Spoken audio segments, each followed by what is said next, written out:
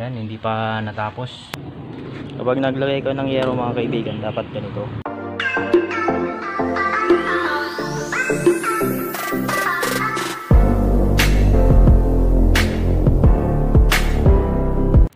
Yo, what's up mga kaibigan? Welcome sa ating channel.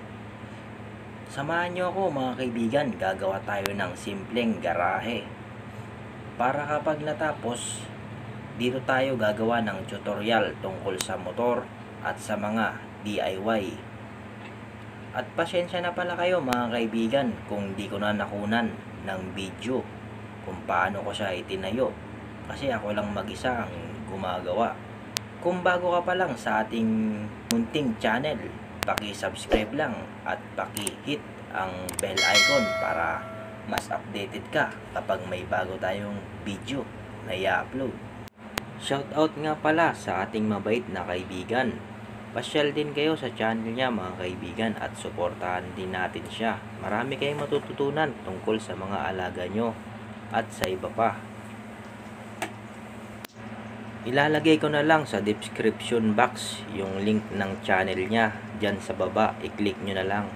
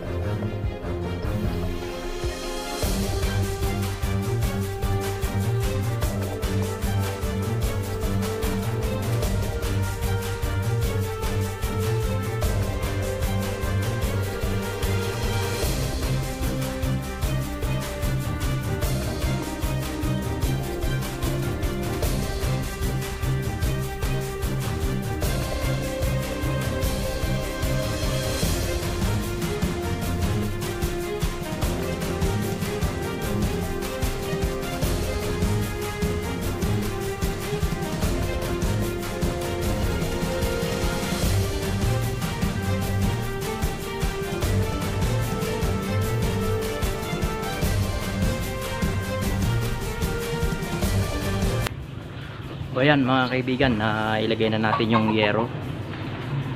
Yan, medyo yung itong yero na to, gamit na yero na to. Ito, lumang yero na to, kaya may mga butas siya. Yan, itong banda. Dito, ito yung bago. Ito yung bagong yero.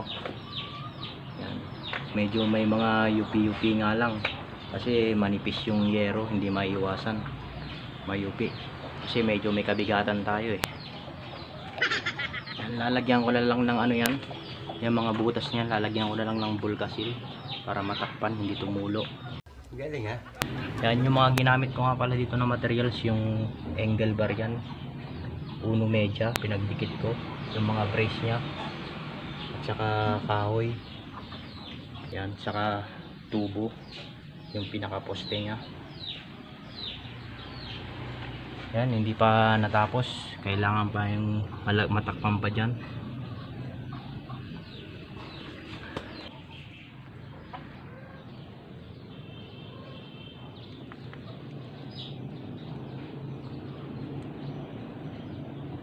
Kapag naglagay ko ng yero mga kaibigan, dapat ganito para mag-lock.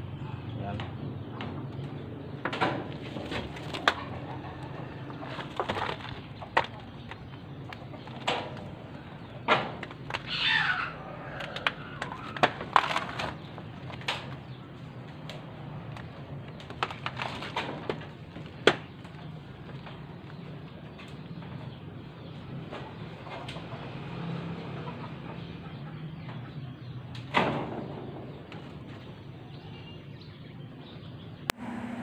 Yan mga kaibigan, hanggang dito na lang ang ating video. Maraming salamat sa inyong suporta. Paki-subscribe lang at i-hit ang bell icon para updated ka kapag may bago tayong video na i-upload. Hanggang sa muli mga kaibigan, God bless and ride safe.